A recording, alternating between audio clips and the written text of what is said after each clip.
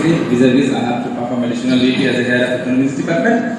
Now I am going to talk about some tips how to write a thesis for MBA students, and I think it will also be helpful for undergraduate students as well.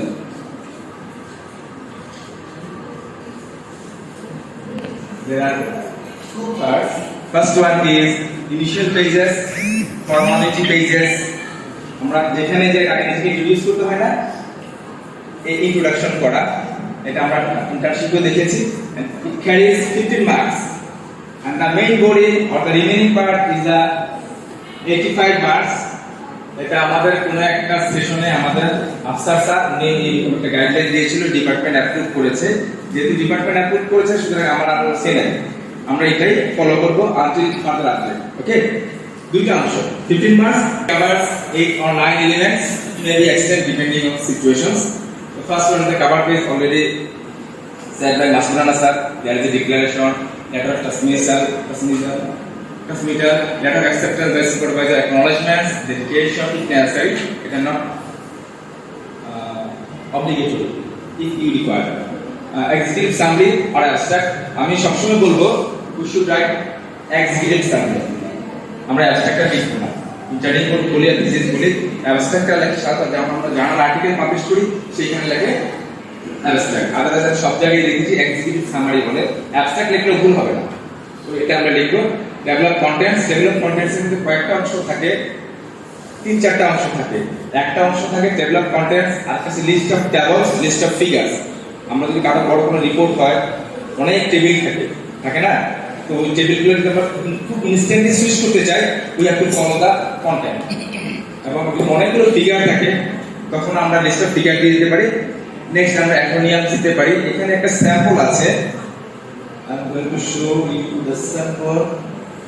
একটা power point করেছি, কিন্তু এরকম আনছিলাম একটা জায়গায় আমার টিচারদের দিয়ে, তারপর থেকে আমরা জীবনে কখনো করিনি, কারণ নামে ডেজিগনেশন ভুল করবেন না। Then you name, then at the end there is a submission date দিতে পারেন। ডিক্লারেশনস মাসুদানা স্যার বলল if you hereby declare this is in own word, আপনি এটা দিয়ে দিলেন। then this is acceptance letter by supervisor আপনাকে লেটার দিবে, এটা আমরা দিয়ে দিব। acknowledgements, in the course of conducting your thesis or internship, you might get help from different persons, with classmates, parents, your teacher, organizational people, so many people, right? তারা যে আপনাকে help করেছে, you should acknowledge them, you should thank them. Thank উচিত না, প্রয়োজনে খুশি করার জন্য দুই চারটা নাম বেশি দিবেন। নাম দেখতে সমস্যা আছে কি? 4-5 নাম দিয়ে দিলাম, তোর নাম দেখতে ভুল দিবেন না, এবং নামটা পাশাপাশি যদি পারেন তার ডেজিগনেশনটা দিয়ে দিবেন। It is helpful to mark him or her. Okay? আমরা acknowledge করে ফেলবো, তবে acknowledgementের ক্ষেত্রে আমি কখনো সাইন দেখি নিচে, এখানে নামগুলো আমার দেয় না, এটা বেশ এভাবেই থাকে। and it is another part, executive summary. This is the important thing. মাসুদানা স্যার খুব সুন্দরভাবে রিপ্রেজেন্ট করেছে। This summarizes all of your report. পুরো রিপোর্টটাকে এখানে আপনি সামারি করবেন। First part of the summary is the introduction, পার্টটা কভার করবে। দেন চ্যাপ্টারাইজেশন, আপনার কতগুলো চ্যাপ্টার আছে, কোন চ্যাপ্টার টপিকস গুলো কি। দেন মেথডোলজি, আপনি এই থিসিসটা বা ইন্টার্নশিপটা কন্টিনিউ করার ক্ষেত্রে কোন মেথড, কোন প্রসিজার ফলো করেছেন, কোন ওয়েটা আপনি ফলো করেছেন, সেটাকে আপনি সামারাইজ করবেন।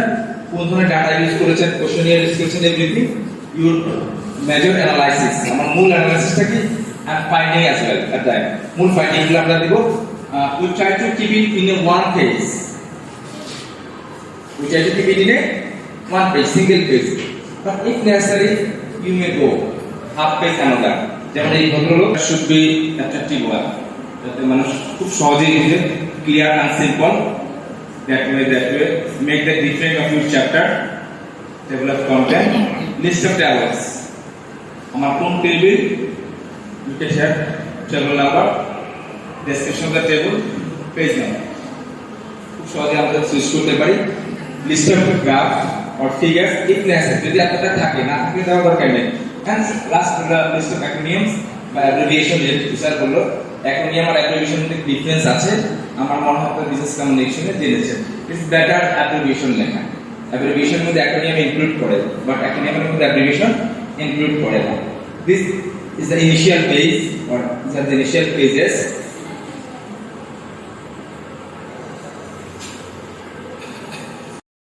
15 মার্কস আপনি কোনো ঝামেলা ছাড়াই পূর্ণ মার্ক পেয়ে যাচ্ছেন। একটা নির্দিষ্ট ফরম্যাট, এখানে মাথা ঘামানোর কিছু নেই, অ্যাকসেপ্ট সামারি ছাড়া কোনো ঝামেলা নেই, পূর্ণ mark. and the remaining is the 85 marks. Introduction chapter carries 15 marks, literature review 15 marks, research methodology 15 marks, data analysis and findings 20 marks, conclusion and recommendation as well 10 marks, and references. For thesis, this is very important.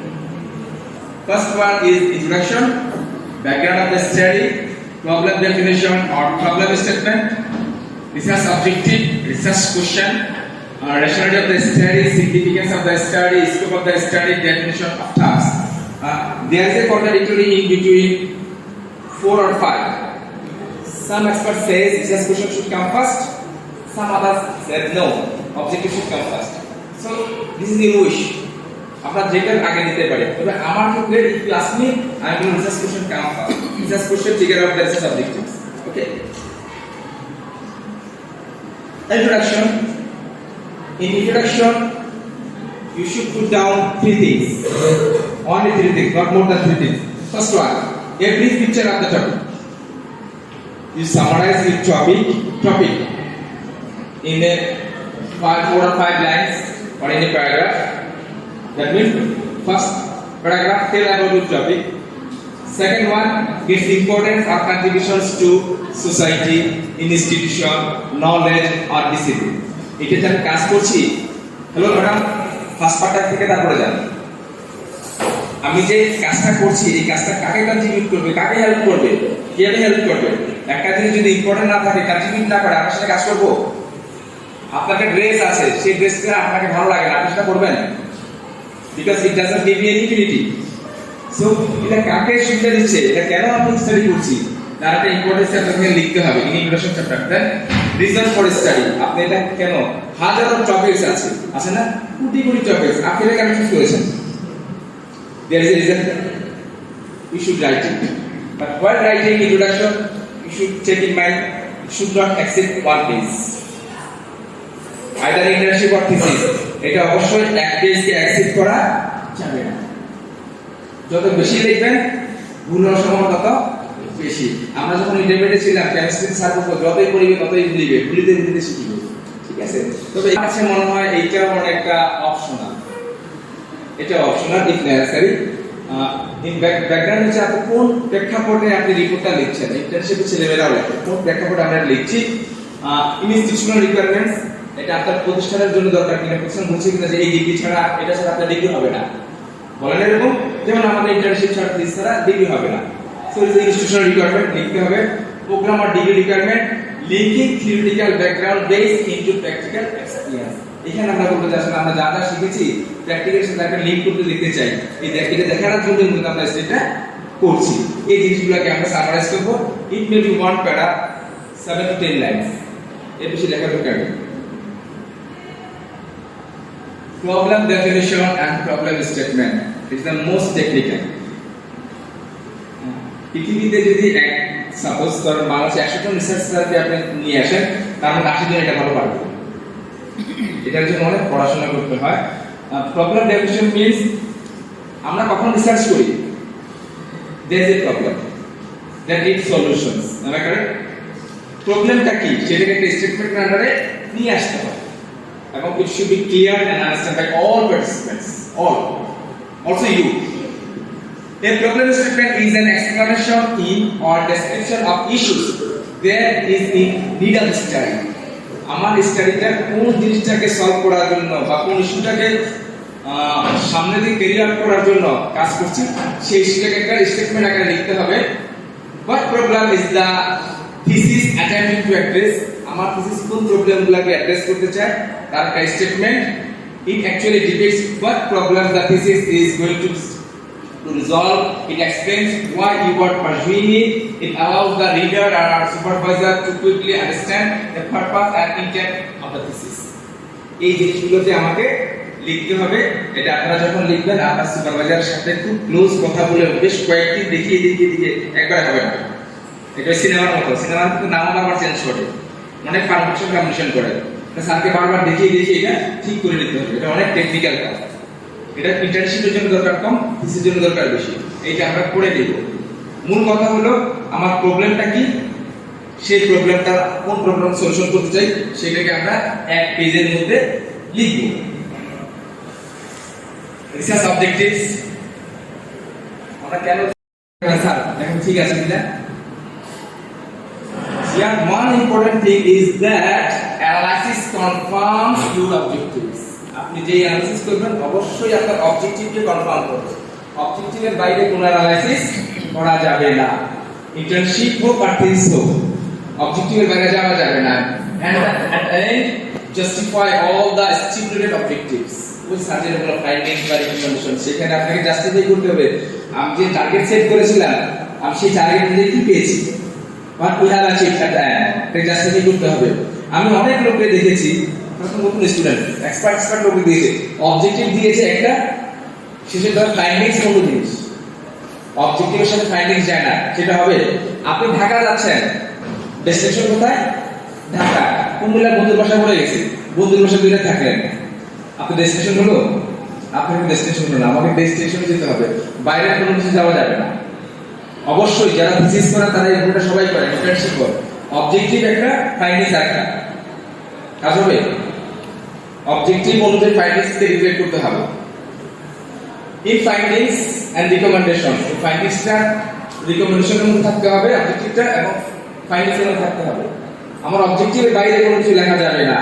শিকারে গেছেন two answer, আমি শুরুতে আমার মনে কিছু প্রশ্ন থাকে, যে প্রশ্নগুলো আমি রিসার্চের মাধ্যমে বা ইন্টার্নশিপের মাধ্যমে থিসিসের মাধ্যমে আমরা খুঁজে বেড়াই, ওই কোশ্চেনগুলোকে বলা হয়েছে রিসার্চ কোশ্চেন। মূলত this research question prepare or guide our objective.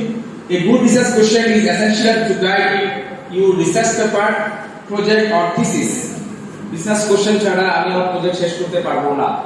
কোশ্চেনগুলো আপনি রিসার্চ পরীক্ষার হলে কোনটা আনসার করবেন, কোশ্চেন তো অনেকগুলো, সব আনসার করবেন। ওই কোশ্চেন যেগুলো আসবে শুধু ওইগুলো। It locates exactly what you want to find out and gives your work a clear focus and purpose. These are was conducted. This is কেন করছি? It means the rationality of the study. It should explain to the readers or examiner why the study is or was necessary. It is also sometimes called justification of the study. আমি কাজটা কেন করছি? সামায় দিছে না ইন্টারেস্টে করতেছি না জানার জন্য করতেছি বা নলেজ গ্যাপকে ক্যারি করার জন্য করতেছি, সেটা এটা মূলত এখানে লিখেছি যারা এক্সপার্ট লোক আছে তারা বুঝবেন যে রিসার্চ গ্যাপ। আমরা যখন থিসিস করি বা রিসার্চ করি একটা নলেজ গ্যাপ থাকে বা রিসার্চ গ্যাপ থাকে, ওই গ্যাপটাকে ফুলফিল করার জন্য আমরা এই কাজটা করে থাকি। এটা অনেক টেকনিক্যাল পার্ট, আপনার সুপারভাইজারের সাথে কথা বলে এটা ফিক্স করে নিতে হবে।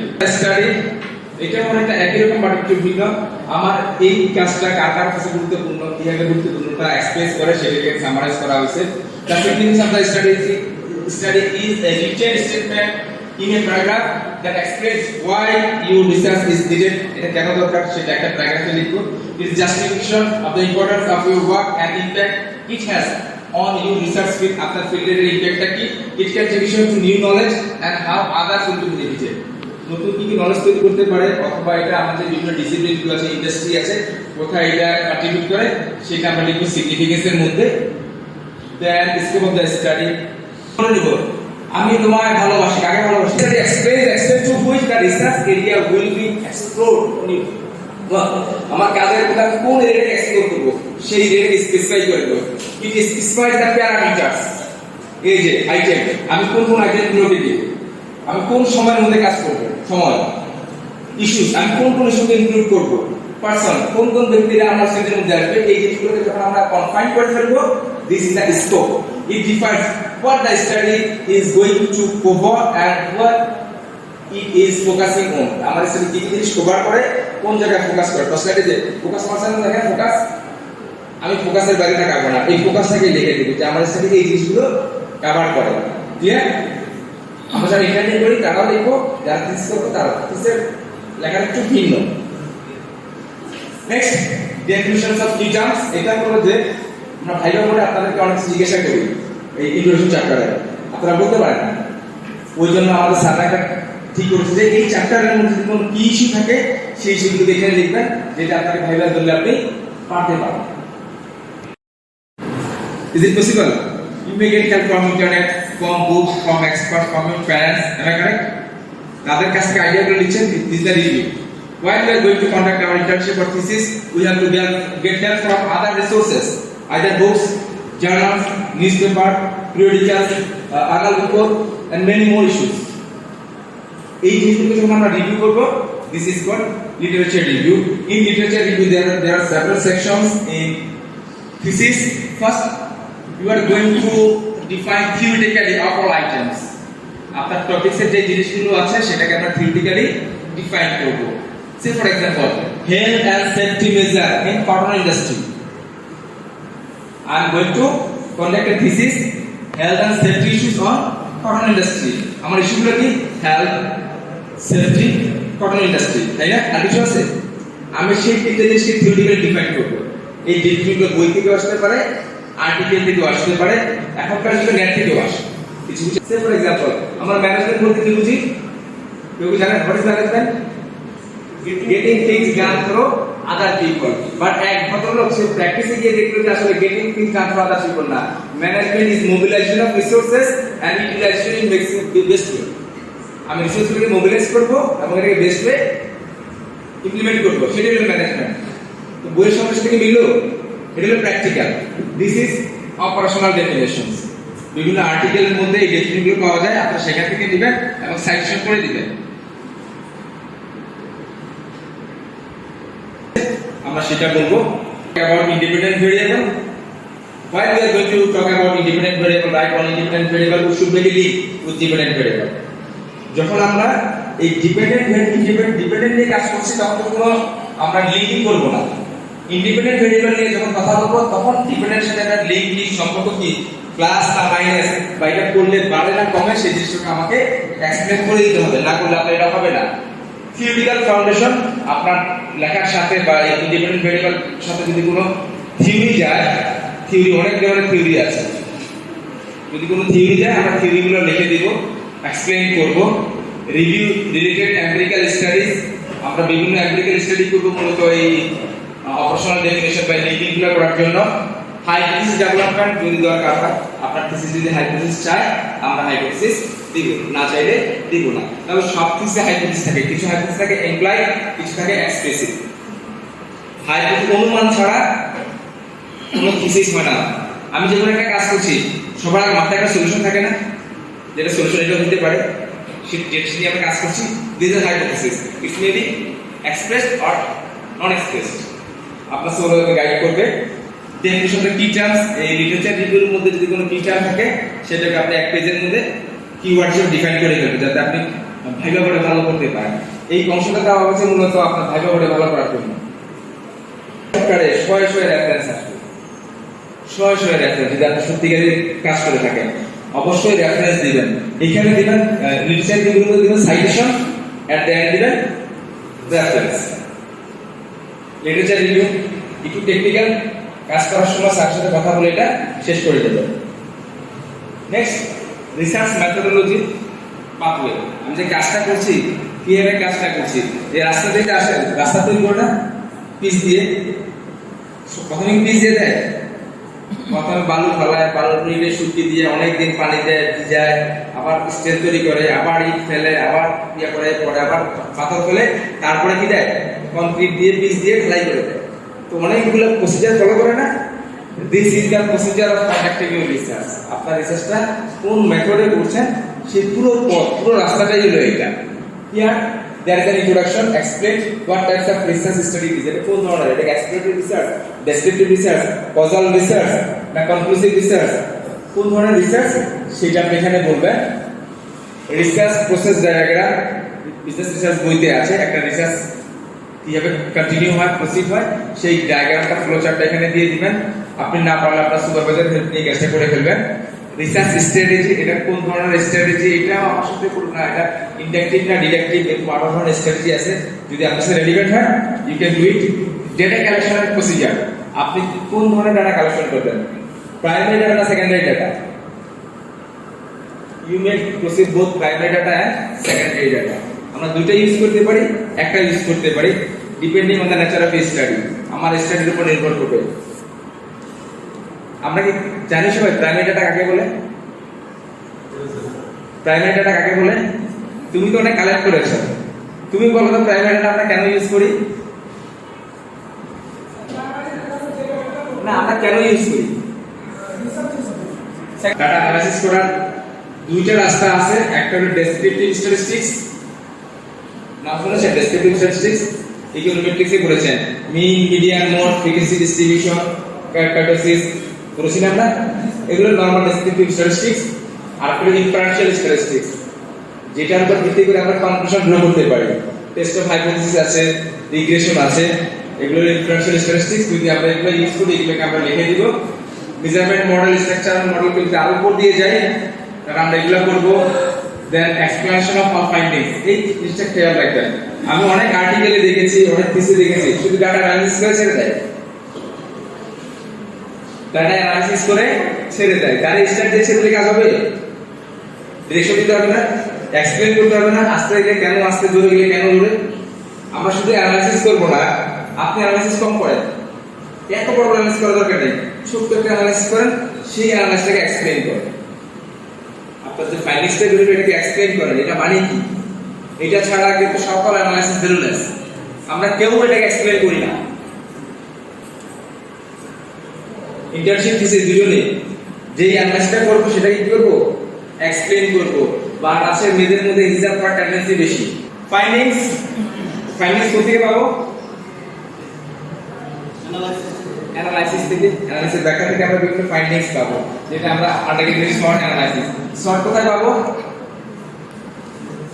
আপনারা স্যারের কোশ্চেন করেন নাই, আমার অনেক কোশ্চেন ছিল, বলা স্যার বলা স্যার কোশ্চেন করেন না। আমরা যখন ইন্টার্নশিপ করব, শর্ট পাবো কোথায়? ডিসটেন্স উইকনেস, অপরচুনিটি কোথায় পাবো? ব্যাংক থেকে থ্রেড বলে দিবে।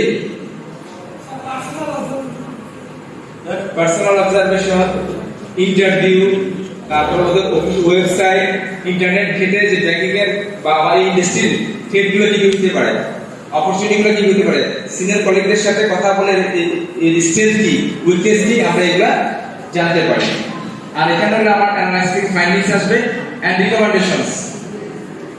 This recommendations come from findings. Findings এর বাইরে একটা রিকমেন্ডেশন হবে না। আমি অনেক ছেলে মেয়েদের দেখেছি ফাইন্ডিংস এর 5টা রিকমেন্ডেশন 20টা। এটা আমার যে থিসিসটা, এটা একটা প্র্যাকটিক্যাল মতো নলেজ ক্রিয়েট করে কিনা বা থিওরিটিক্যাল কোনো নলেজ ক্রিয়েট করে কিনা সেটা আমরা এখানে দেখব। যেমন আমার যে পিএইচডি ছিল, আমার পিএইচডিতে আমরা নতুন জিনিস পেয়েছিলাম। আমার পিএইচডি টপিক ছিল ওয়ার্ক ফ্যামিলি কনফ্লিক্ট। কাজ অফিসকে বাধাগ্রস্ত করে, অফিস বাসাকে বাধাগ্রস্ত করে। বাট এখানে একটা ইউনিক ফাইন্ডিং ছিল যে ভদ্রলোক অফিসের কাজ ঠিক মতো করে, বাসার কাজ ঠিক মতো করে, তার জীবনও আত্মবিমান হবে না। এই যে প্র্যাকটিক্যাল নলেজ, যেটাকে আমরা বললাম থিওরিটিক্যাল প্র্যাকটিক্যাল কন্ট্রিবিউশন, এটা হচ্ছে প্র্যাকটিক্যাল কন্ট্রিবিউশন। থিওরিটিক্যাল একটা কন্ট্রিবিউশন ছিল, সেটা হচ্ছে বাউন্ডারি থিওরি। বাউন্ডারিটাকে ব্লার করতে হবে। যদি বাউন্ডারিটাকে ব্লার করে দেয়, আমার কমপ্লিটটা হবে না। এই যদি কোনো থিওরিটিক্যাল বা প্র্যাকটিক্যাল কোনো নতুন নলেজ ক্রিয়েট হয়, সেটা আমরা বলতে পারি। তবে আপনাদের মধ্যে এটা এখন হওয়ার সম্ভাবনা খুব কম। লিমিটেশনস অফ দ্য স্টাডি, আমরা লিখি সময় কম, স্যাম্পল কম, রিসোর্স কম, রেসপন্স করতে চায় না। This are not the limitations. Please internship এর থিসিস যাই বলি, এইগুলা লিমিটেশনস না। লিমিটেশনস হলো আমি কি করতে পারি না। দেখেন আমি কি করতে পারি না, আমার থিসিসটা ছিল health and safety of cotton industry. কি বললাম? আমি কোন ইন্ডাস্ট্রিতে পেরেছি? আমি তো কটন নিয়ে কাজ করছি, বাট সুগার ইন্ডাস্ট্রি আছে, আয়রন ইন্ডাস্ট্রি আছে, টি ইন্ডাস্ট্রি আছে, আমি সেখানে যেতে পেরেছি? আমি পারি না। লিমিটেশনস আমি বলবো যে ভাই আমি সেখানে যেতে পারি নাই, আপনারা ভবিষ্যতে রিসার্চ করবেন, পশু ফিল্ডে কাজ করেন। আমি কয়টা ইস্যু নিয়ে কাজ করছি? অনলি 2টা, হেলথ এন্ড সেফটি। এটার সাথে আরো অনেক কিছু আছে না, সেফটি থাকতে পারে, ক্যান্টিন থাকতে পারে, রেস্টরুম থাকতে পারে, বেবি সিটার থাকতে পারে, পারে না? এগুলো নিয়ে কাজ করেছি। আমি বলছি আমি মাত্র 2টা ভেরিয়েবল নিয়ে কাজ করছি, আরো অনেক ভেরিয়েবল আছে, আপনারা সেই সকল ভেরিয়েবল নিয়েও কাজ করতে পারেন। আমি কাজ করেছি, আপনারা এটা করবেন। এটাকে বলা call for future research. And conclusion এর মধ্যে 1 or 2 paragraphs summarize all the key findings and recommendations. এটা খেয়াল করবেন। উল্টা পাল্টা কনক্লুশন দিবেন না। কনক্লুশন মানে কি? আমি যা পাইছি তাকে ক্যালকুলেট করব। আমি কারেক্ট? হ্যাঁ। এক ভদ্রলোক বারবার বলেছে রেফারেন্স ছাড়া থিসিস হয় না। রেফারেন্সের দুইটা পার্ট আন্ডারগ্রেড করা লাগবে। কয়টা পার্ট? একটা হচ্ছে সাইটেশন আর একটা রেফারেন্স। বিজনেস রিসার্চে পড়েছেন আপনারা, যারা পড়েন না তারা এখন পড়বেন। Citation, references. Citation in text with literature review, introduction, original history. আপনি ব্যাংকে যখন হিস্ট্রি লিখতেছেন আপনার থেকে লিখতেছেন, একটা সোর্স থেকে দিচ্ছেন না, সেই সোর্সকে এখানে সাইট করবেন, সেই সাইটেশনটা আপনি এখানে লিখবেন, তার ডিটেইলস এখানে লিখবেন। রেফারেন্স, রেফারেন্স লেখার ক্ষেত্রে একটা মনে রাখবেন, www. এটা কোনো রেফারেন্স হয় না, সবকিছু রেফারেন্স আছে, সবকিছু আপনি রেফারেন্স শিখে নেবেন। ইন্টার্নশিপ, সিভিল স্টেশন, সাধারণ পেজ সাইজ, মার্কেট টার্গেট দেয়া আছে, সবগুলো দেখে নেবেন। আমি শুধু একটা জিনিস বলবো, আমরা ওই যে কোনো হেডলাইনের পরে ক্লোন ইউজ করবো না, যেটা অনেকেই করি, এবং হেডলাইন নিচে আন্ডারলাইন ইউজ করবো না। হেডলাইন সাব হেডলাইনগুলোকে বুলেট করতে পারি। এই গাইডলাইনটা দেখে দিবেন, আশা করি সবটা আপনাদের জন্য সহজ হয়ে যাবে। লাইন স্পেসিফিক দিবেন 1.5, আর প্রত্যেক সাইডে আমরা ইয়ার জন্য মার্জিনের জন্য 1.25 মনে রাখার কথা। 1.25 পেজের মার্জিন চারদিকে 1.25 করে রাখবেন। পেজ সেটআপ করতে না পারলে আপনার সুপারভাইজারের সাথে কথা বলবেন, স্যার আপনাকে পেজ সেটআপ করে দিবে। Thank you for joining the session.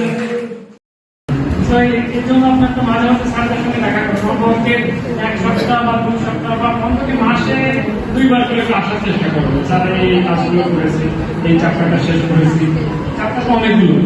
আস্তে আস্তে কাজ শুরু করে দেবেন, দেন আপনার ডিউ টাইমে আমরা ভাইভাটা দিতে পারবো আশা করি। আমাদের নেক্সট ভাইভাটা সম্ভবত 24 তারিখে হবে, আগামী মাসে ইনশাআল্লাহ। আল্লাহ যদি বাসায় রেখে আমাদেরকে সুস্থ রাখে, ইনশাআল্লাহ 24 তারিখে আমরা পাঠাবো দেওয়ার জন্য। তবে আমি একটা কিছু অ্যাড করতে চাই। আমার মনে হয় আজকে জামাল স্যারের কথা শুনে অনেক ভয় লেগেছে আপনাদের। আসলে এত ভয় লাগার কিছু নেই, আপনারা ক্যারি করেন, ওই আমরা যারা সুপারভাইজার আছে আমরা সবাই আপনাদেরকে সাহায্য করবো। সো কখনোই ঘাবড়ানোর কিছু নেই। অনেকগুলো রুলস রেগুলেশনস আপনাদেরকে দেখানো হয়েছে, জামাল স্যার, মাসুদ স্যার অনেক কিছু দেখাইছে, ঠিক আছে? এত কিছু আমরা ফলো করবো, উই উইল হেল্প ইউ, ঠিক আছে? এখন মানে শুরুতে যদি আপনারা ঘাবড়ায় যান যে স্যার এত বড় জিনিস, এত বড় লিমিটেশনস, এত বড় ন্যাশনালিটি সিগনিফিকেন্স আমরা কিভাবে দেবো, উইল হেল্প ইউ, আমরা আপনাদেরকে অবশ্যই সাহায্য করবো। সো প্রথম অবস্থা আপনারা ঘাবড়ায় না, ঠিক আছে? জামাল স্যারকে মধ্যে ভয় ধরে দিয়েছে আপনাদের। সো আমরা সবাই জামাল স্যারের জন্য একটা হাতে তালি দেই।